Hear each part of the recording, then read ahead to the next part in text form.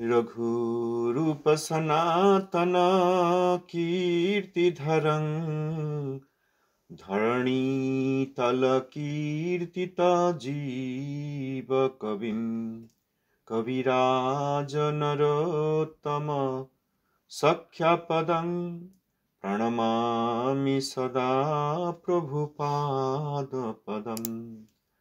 सपार्षद जगद्गुरु शिष्ल भक्ति सिद्धांत सरस्वती गोस्वामी ठाकुर शिल प्रभुपाद जी की जय, श्री गुरु महाराज की जय, दर्शनाचार्य वृंद की जय, समागत भक्तवृंद की जय।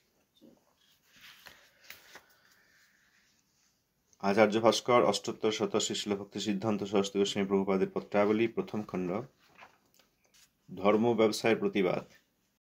প্রভুপাদের পত্রাবলীর যে অংশ আমরা পড়েছিলাম এই কথা আমরা আলোচনা করতে থাকব, কারণ এই হরিনাম বিক্রয়ী ভাগবত ব্যবসায়ী এইসবের কথা বোঝা দরকার। এইসবের কথা বুঝতে গেলে আগে প্রভুপাদের শ্রদ্ধা দরকার। প্রভুপাদের শ্রদ্ধা নাই, তাহলে যদি না থাকে তাহলে আমরা শুদ্ধ ভক্তির আশেপাশে নেই।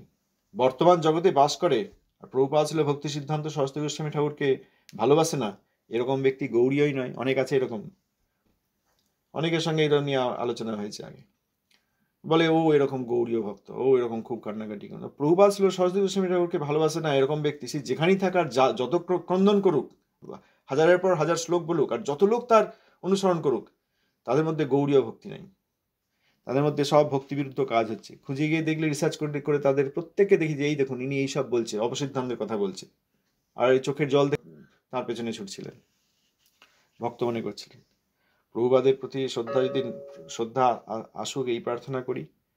প্রভুপাদের কথায় শ্রদ্ধা করে প্রভুপাদের কথা শোনা আমাদের উচিত, প্রত্যেকটা শব্দ শোনা উচিত। যেখানে মিলছে না সেখানটা উপধর্ম অপসম্প্রদায়ে সেটা ত্যাগ করা দরকার, তা না হলেই নিজেকেই বঞ্চনা করা হবে। শুদ্ধ ভক্তগণ কিন্তু চিরকালই মিছা ভক্তির অনুমোদন করেন না। কলিকাল ভক্তিপথ কোটি কণ্ঠক্রুদ্ধ হইয়াছে, এখানে শ্রীকৃষ্ণ চৈতন্য মঠ ব্যতীত আর অন্য উপায় নাই। এ কথা মূর্খ লোকেরা বুঝিতে পারিতেছে না। আপনি আমাদের কথা একটু হিন্দিতে ব্রজবলিতে ইস্তাহারের মতো প্রচার করিয়া দিলে বোধ করি অনেকের দয়া হইতে পারে। আমরা রতনদাস ঠাকুরের অক্রোধ পরমানন্দকে নিত্যানন্দ রায় কীর্তনের একটি অংশ পড়েছিলাম। অধম পতিত জীবের দ্বারে দ্বারে গিয়া হরিনাম মহামন্ত্র দেন বিলাইয়া, যারে দেখে তারে কহে দন্তে তৃণ ধরি, আমারে কিনিয়া লহ বল গৌর হরি। এই হচ্ছে শ্রীমন নিত্যানন্দ প্রভুর আদর্শ। সেই আদর্শ থেকে বিচ্যুত হওয়া মানে ভক্তি ধর্ম থেকে বিচ্যুত হওয়া। জগতে অনেক রকম চলতে থাকবে অনেক কিছু, কিন্তু আমাদেরকে স্বয়ং ভগবান এসে যেরকম শিক্ষা দিয়েছেন, নিত্যানন্দ প্রভুর নিজ জনগণ, তাঁর প্রকাশ মূর্তিগণ, গুরুবর্গগণ যে শিক্ষা দিয়েছেন তার বাইরে আমরা যেতে পারি না। কলিযুগ, এই মাইক ব্রহ্মাণ্ডে ধীরে ধীরে ধীরে ধীরে একটা জিনিস পরিবর্তন হয়ে যায়। অনেক দাদু ঠাকুমা আছেন, তাঁরা বলেন না যে আমাদের সময় এইরকম ছিল, আমরা এরকম দেখিনি, এমনি জাগতিক বিষয়ে। আর নাতি নাতনি তারা বুঝতেই পারে না কি বলছে, হয় না? 30-40 বছর আগে দাদু ঠাকুমার সময় যেরকম ছিল, ছোট ছোট নাতি নাতনিরা তারা ধরতেই পারে না কিরকম ছিল। জানিস আমাদের সময় এইরকম ছিল, এইরকম ব্যবহার ছিল না। এই জগতের বিষয় বলেন। হ্যাঁ, বলেন যে রাইস 2 টাকা কেজি। হ্যাঁ, রাইট।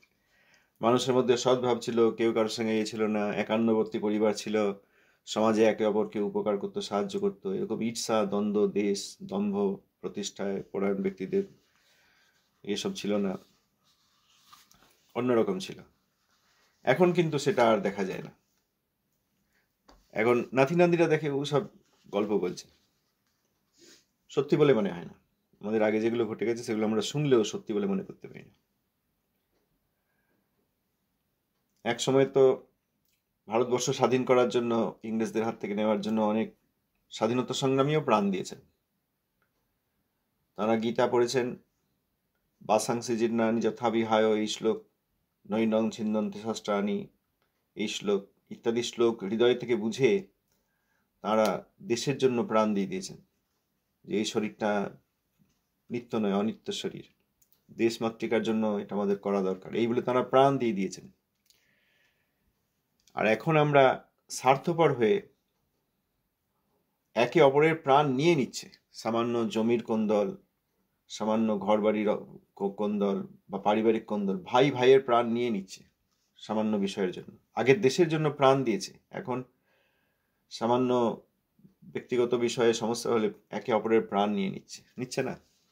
তখন কত বড় ত্যাগ স্বীকার করেছে, যদিও সেটা একটা প্রাপঞ্চিক ত্যাগ, এই প্রপঞ্চের ত্যাগ, কিছু হরিভক্তি নয়। তবুও ব্যক্তিগত স্বার্থের অনেক উপরে তারা ছিলেন। এখন আমরা ব্যক্তিগত স্বার্থের, এখন ওই জন্য এখনকার লোকেরা এসব বুঝতে পারছে না। এই হরিভক্তি তো এইরকম হয়, ধীরে ধীরে সব পরিবর্তিত হয়ে যায়। পরবর্তীকালে লোকেরা একরকম দেখে, ভাবে এইটাই বোধহয় ছিল, এইটাই আমাদের এখন ভক্তি। কিন্তু এইগুলো তো ব্যবসা। প্রভুপাদ যে বস্তুর প্রতিবাদ করছেন, আমরা কি আর সেই জিনিস আচরণ করলে ভালো হবে? আর প্রভুপাদ প্রতিবাদ করেছেন ধর্ম ব্যবসায়ের। তিনি এই অবসিদ্ধান্ত হারিনি, অবসিদ্ধান্ত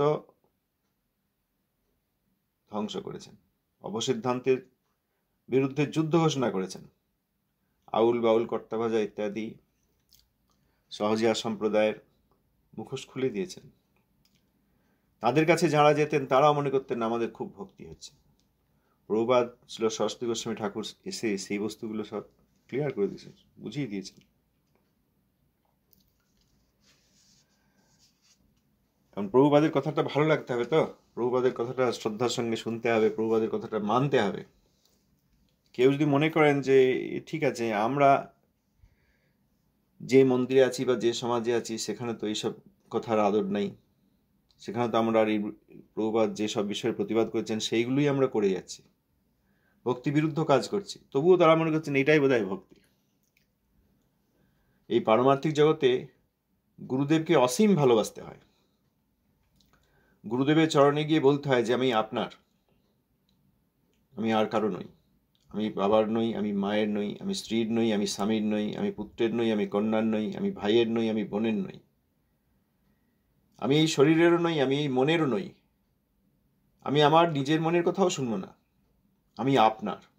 এটা হচ্ছে দীক্ষা, দিব্য জন্ম। আমি আত্মা এবং আমি আপনার। অসীম ভালোবাসতে হয়। অসীম ভালোবেসে গুরুদেবের গুরুদেব যিনি, তাকে পরম গুরুদেব বলা হয়, তাকেও অসীম ভালোবাসতে হয়। অসীম মানে যে ভালোবাসা সীমাহীন।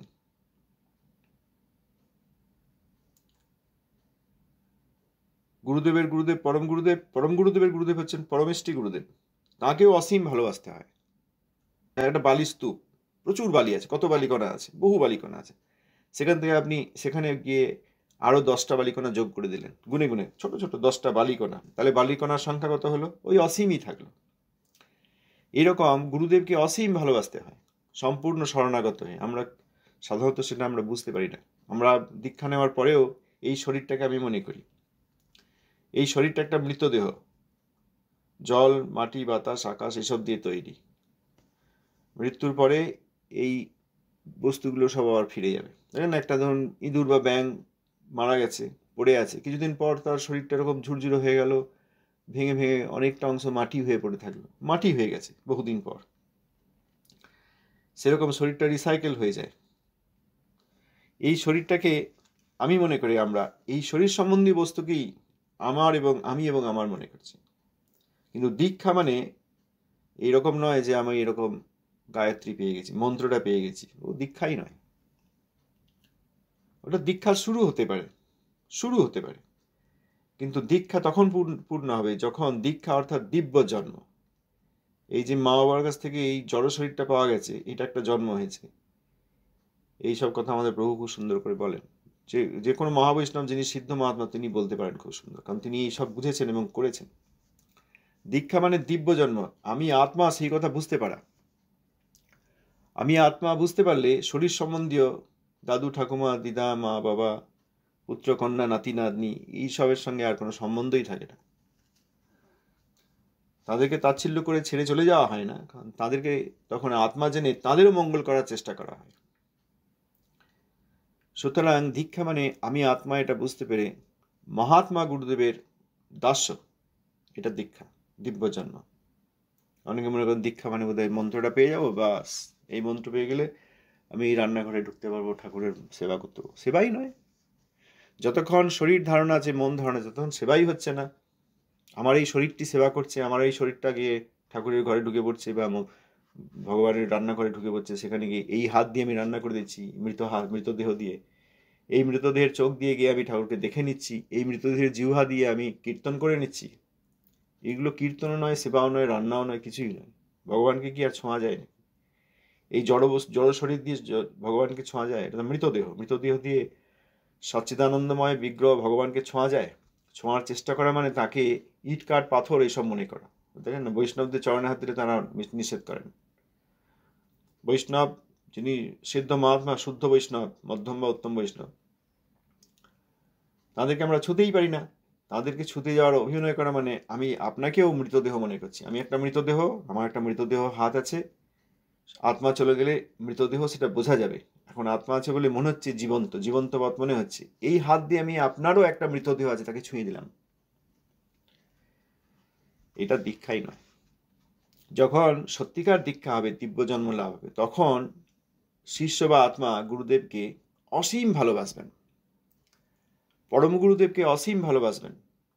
পরম গুরুদেবের রূপ, ব্যবহার, শিক্ষা সব তিনি গুরুদেবের মধ্যে দেখতে পাবেন। গুরুদেব, পরম গুরুদেবের কোনো ভেদই দেখবেন না। অসীম ভালোবেসে পরম গুরুদেবকে আর একটু বেশি ভালোবাসবেন, না হলে অপকর্ষ হয়ে যায়। যদি গুরুদেবকে অধিক ভালোবাসা হয়, পরম গুরুদেবকে একটু কম ভালোবাসা হয়, যদিও কম ভালোবাসার কোনো প্রশ্ন নেই, কারণ ওই যে বালি স্তূপে প্রচুর বালি আছে, সেখান থেকে 10টা বালি যোগ করা যেমন একটু বাড়লো ঠিকই, কিন্তু ইফেক্টিভলি কিছুই বাড়লো না, সবই অসীম। অসীম সংখ্যক বালির কণা ছিল, 10টা 12টা বালির কণা যোগ করে দিলাম, এখনো অসীম সংখ্যক বালির কণা, গোনা যাচ্ছে না। সেই রকম শিষ্য পুণ্যাত্মা, দিব্যজন্ম লাভকারী, আত্মজ্ঞান লাভকারী, আত্মস্বরূপে প্রতিষ্ঠিত শিষ্য মহাত্মা গুরুদেবকে অসীম ভালোবাসবেন। অসীম ভালোবেসেও পরম গুরুদেবকে অসীম ভালোবাসবেন, পরমেষ্টি গুরুদেবকে অসীম ভালোবাসবেন, এইভাবে নিত্যানন্দ প্রভুকে অসীম ভালোবাসবেন। যদি এমন হয় কেউ গুরুদেবকে খুব ভালোবাসে কিন্তু নিত্যানন্দ প্রভুকে এখনো অত ভালোবাসতে পারেনি, তাহলে কি হয়? তাহলে নিত্যানন্দ প্রভুর প্রতি যে ভালোবাসা, সেটার একটা অপকর্ষ হয়। ঊর্ধ্বতন কর্তৃপক্ষ, নিত্যানন্দ প্রভু হচ্ছেন মূল সংকর্ষণ, মূল আশ্রয় বিগ্রহ। এই নিত্যানন্দ প্রভুকে যদি একটু কম ভালোবাসা হয় গুরুদেবের চেয়ে, তাহলে তাতে নিত্যানন্দ প্রভুর প্রতি ভালোবাসায় অপকর্ষ হয়। নিত্যানন্দ প্রভুর প্রতি অপকর্ষ হলে ভক্তিতে অপরাধ হয়, ভক্তি সিদ্ধি হয় না। বিধি ভক্তি তো, রাগে তো প্রশ্নই নেই, রাগের কথা তো বলাই হচ্ছে না।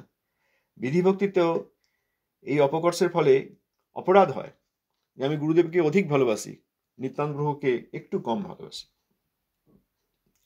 গুরুদেবের সম্বন্ধে অনেক মহিমা আছে জানি, নিত্যানন্দ প্রভুর মহিমা আমি অত জানি না। জানি না মানে কি? জানি না মানে আমি কেয়ার করি না। জানি না মানে কি? যে সেই মহিমা জানার জন্য আমার কোনো আগ্রহও নেই, অতএব ভক্তিতে আমার প্রবেশ হয় নাই। গুরুদেব তো একটাই বস্তু করেন, তিনি অন্য কিছুই করেন না, তিনি পরম গুরুদেবের সেবা করেন। গুরুদেব তাঁর গুরুদেবের সেবা করেন না? গুরুদেব কি আমাকে নিয়ে একটা নতুন পরিবার পেতে বসেছেন? আমাকে নিয়ে একটা নতুন পরিবার তৈরি করে সেখানে বসে আছেন? না, গুরুদেব পরম গুরুদেবের সেবা করছেন। এই সেবা করতে করতে তিনি ভাবলেন যে আমি অতি হীন। যদিও তিনি সব প্রকার সেবা করতে সমর্থ, তবুও তাঁর তৃণাদপি সুনিচতার জন্য তিনি মনে করেন যে আমি দিনহীন, আমার গুরুদেব এত বড়, তাঁর সেবা আমি বিশেষ করে করতে পারছি না। কিছু আত্মা পাওয়া গেছে যারা ভগবত ভক্তির অনুসন্ধান করছেন, এদের শ্রদ্ধা আছে, আচ্ছা এদেরকে গুরুদেবের শিক্ষা দিয়ে আমি আমার গুরুদেবের সেবায় নিয়োগ করব।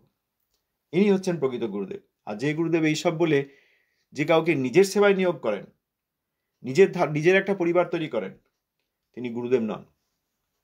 গুরুর একটাই কাজ, তাঁর গুরুর সেবা করা।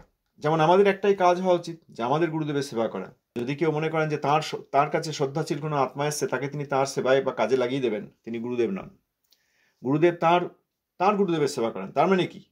আমরা গুরুদেবের কাছে আশ্রয় নিয়েছি, আমাদেরকে গুরুদেব পরম গুরুদেবের সেবা ছাড়া আর কিছু করতেই দেবেন না।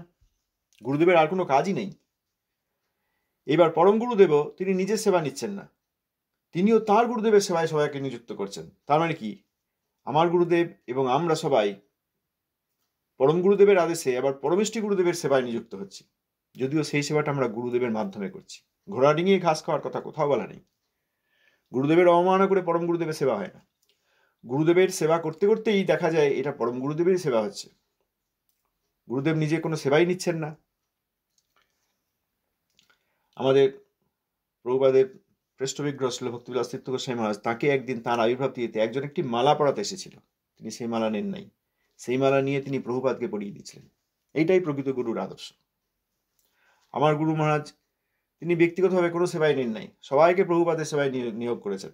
এইভাবে প্রভুপাদের শিষ্যগণ সকলেই কেউ নিজের সেবা নেন নাই, সকলেই তারা সকলেই পরম গুরুদেবের সেবায় নিযুক্ত করেছেন। আমরা কেউ কেউ বুঝতে পারছি না, আমরা মনে করছি ইনি আমার গুরু, ইনি বোধহয় সুবিধা নিতে চাইছেন।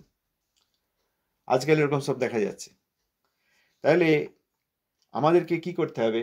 যদি নিত্যানন্দ প্রভুতে আমাদের স্নেহের উৎকর্ষ হতে হয়, তাহলে গুরুদেবকে অসীম ভালোবেসেও কোনো ঘাটতি নেই, কোনো কম নেই। ওই বালিস্তূপের মধ্যে বালুকণার মধ্যে, আকাশের তারা গোনার মধ্যে, আকাশের তারা কেউ গুনতে পারে না, সেই রকম অসীম পরিমাণ ভালোবেসেও পরম গুরুদেবের প্রতি যে স্নেহ, তাতে একটা উৎকর্ষ থাকে। পরমেষ্টি গুরুদেবের প্রতি যে শ্রদ্ধা, তার মধ্যে উৎকর্ষ থাকে। এইভাবে নিত্যানন্দ প্রভুর প্রতি সর্বাপেক্ষা উৎকর্ষ থাকে। কোথাও যদি একটু কম হয়, যে আমি পরম গুরুদেবকে ভালোবাসি কিন্তু পরমেষ্টি গুরুদেবের প্রতি আমার অতটা শ্রদ্ধা নাই, তাহলে সেখানে অপকর্ষ হয়ে গেল, সেখানে আর ভজন হয় না। এত কথা বলার কারণেই যে প্রভুপাদ ছিল ভক্তি সিদ্ধান্ত সরস্বতী গোস্বামী ঠাকুরের এইসব উপদেশ, এগুলো অপশনাল নয়, যে শুনলে হবে, করলে হবে, না করলেও হবে, তা নয়। যদি কেউ মনে করেন যে প্রভুপাদের কোনো শিষ্য এইসব বস্তু শেখান নাই, তিনি অন্যরকম কিছু শেখাচ্ছেন, তাহলে আমাদের দেখার ভুল। প্রভুপাদের কোনো শিষ্য তা করেন নাই, আমাদের দর্শনের ভুল। যদি কেউ মনে করেন তাই তো দেখছি, সেরকমই তো ব্যবহার দেখছি, যে আমাদের যিনি আচার্য তিনি প্রভুপাদ ছিল সরস্বতী গোস্বামী ঠাকুরের সেবা বা কৃপা বা আদেশ বা শিক্ষা এসবে অত গুরুত্ব দেন নাই, তিনি নিজের মতো কিছু করেছেন, তাহলে বুঝতে হবে কখনোই তিনি তা করেন নাই।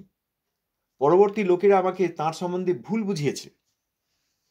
পরবর্তী যেসব লোকেদের কাছে আমি দেখেছি, প্রভুপাদের শিষ্যগণকে তো অনেকেই দেখেননি, এখনকার লোকেরা তারা আমাকে ভুল বোঝাচ্ছে। তারা আমাদের আচার্যকে অন্যভাবে অঙ্কন করছে, অন্যভাবে আঁকছে, তার ছবি, তার চরিত্র, তার মানসিকতা অন্যভাবে এঁকে আমাদের সামনে দিচ্ছে। তাহলে যদি আমি সত্যিই আমাদের আচার্যকে ভালোবাসি, প্রত্যেকের নিজে নিজে বুঝে নিতে পারেন, তাহলে সেই সব লোককে আচার্য বিরোধী বলে আমাদেরকে বোঝা দরকার। এনারা আচার্য বিরোধী। যদি ধরুন আমাকে কেউ এসে বলে যে জানো তোমার বাবার সঙ্গে তোমার বাবার বাবা অর্থাৎ পিতামহের বিশেষ সদ্ভাব ছিল না, তোমার বাবা পিতামহকে ভালোবাসেন নাই। আমি ছোট ছিলাম, আমার বড় বড় ভাইয়েরা ধরুন এসে বললো যে আমাদের বাবার সঙ্গে পিতামহের একটা ছিল, পিতামহকে অত গুরুত্ব দেন নাই। আমাদের বাবা বিরাট কাজ করেছে, আমি আমার বাবাকে ছোটবেলায় হারিয়েছি, হয়তো দেখতে পাইনি, উদাহরণ দিচ্ছি, সত্যি নয়, ব্যক্তিগত কথা বলছি না। তো সেখানে জানতে হবে যে আমার বড় ভাইয়েরা আমার বাবা সম্বন্ধে আমাকে ভুল বুঝিয়েছে। সত্যের অনুসন্ধান করে আমার বোঝা উচিত যে বাবা জীবনে কেমন, কি রকম ব্যবহার করেছেন, কি করেছেন। পিতামহ তাকে জন্ম দিয়েছেন, মানুষ করেছেন, সবকিছু শিখিয়েছেন, সবকিছু দিয়েছেন। কি করে আমার বাবা আমার পিতামহকে, আমার দাদুকে বা ঠাকুরদাকে কি করে তাকে অসম্মান করেন বা তার কথার বাইরে চলেন? যারা এখন আমার বাবা সম্বন্ধে সব কথা বলছে, আমি তো আর দেখি নাই ভালোভাবে, তাঁরা নিশ্চয়ই ভুল বলছে। এই করে সত্যের অনুসন্ধান করে আমাদের বোঝা দরকার। পারমার্থিক পরম্পরাটা জগতের কিছু জাগতিক উৎকর্ষের বিষয় নয়। এই জন্য প্রভুপাদের এইসব কথার কোনো অল্টারনেটিভ নাই। আমি শুনতে পারি, নাও শুনতে পারি, নিতেও পারি, না নিতে পারি, এগুলো অপশনাল। আমাকে আমার মন্দির যা বলেছে, আমার আচার্য যা বলেছে, বা আমার গুরু যা বলেছে, বা আমি যাদেরকে আশেপাশে দেখি তারা যা করছে, সেটাই ভক্তি, একদমই নয়। এইসব ব্যক্তিদের ভক্তি নেই, তার প্রমাণ দেওয়া যাবে। হরিনামে রুচি নাই, আসক্তি নাই, হরিনামে ক্রমবর্ধমান আসক্তি হয় নাই, কেবল লোক দেখানো। আমি এইটা করেছি, আমি এইটা শিখেছি, আমি 10টা গ্রন্থ পড়েছি, আমি এই বলতে পারি, আমি এই মুখস্থ করেছি, এই লোককে আমি নিয়ে এসেছি, এত টাকা আমি সংগ্রহ করেছি, এই সব বাহাদুরির গরম। প্রভুপাদ অন্যত্র বলেছেন বাহাদুরির গরমটা ভক্তি নয়। ভক্তি এমন একটা বস্তু, তার হৃদয়ের বস্তু। যারা শুদ্ধ ভক্ত তারা অনেক সময় বাইরে নিজেকে অভক্ত রূপেও দেখান, অন্তরে বৈরাগ্য আর বাইরে যেন ভোগী এইরকম দেখান, যাতে কপটতা অন্তরে না ঢোকে। কপটতাটা তারা বাইরে করেন, সুতরাং এই বস্তু আমাদের বোঝা খুব দরকার।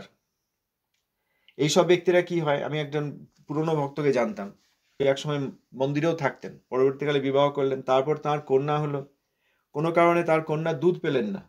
আমার কন্যা কেন মায়ের দুধ পায় না? ভগবান বলে কোনো বস্তু নেই। দেখো, আর কন্যা যেহেতু মায়ের বুকের দুধ পায় না, এই দুঃখে সে বললো ভগবান বলে কেউ নাই, যদি ভগবান থাকতো তাহলে আমার কন্যা দুধ পাত না।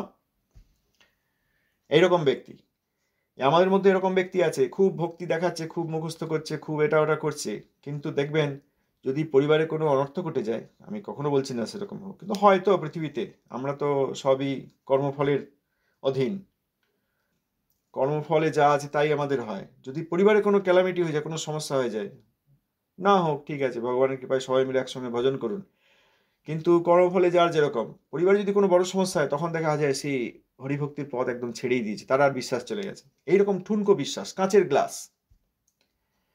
যদি আমরা গুরুবর্গের কথা এইভাবে বুঝতে পারি, তাহলে আমরা আর কাঁচের গ্লাস থাকবো না, আমাদের মধ্যে এই ঠুনকো ভাবটা থাকবে না। এখন যত বাহাদুরি, যত কিছু ভালো লাগছে, এই বাহাদুরির গরম একটু কমে গেলেই যদি আমাদের আত্মম্ভরিটা কমিয়ে দেয় কেউ, তখন দেখা যায় যে এ আর ভাল লাগছে না, অন্য ব্যবসা শুরু করি। যতক্ষণ সব চলছে ঠিক আছে, প্রতিষ্ঠা পাওয়া যাচ্ছে, অর্থ পাওয়া যাচ্ছে, সেই রকম বিদ্যাভক্তি বা অভক্তি এবং অপরাধের আচরণ করতে করতে এইসব অভিনয় করার কোনো দরকারই নেই।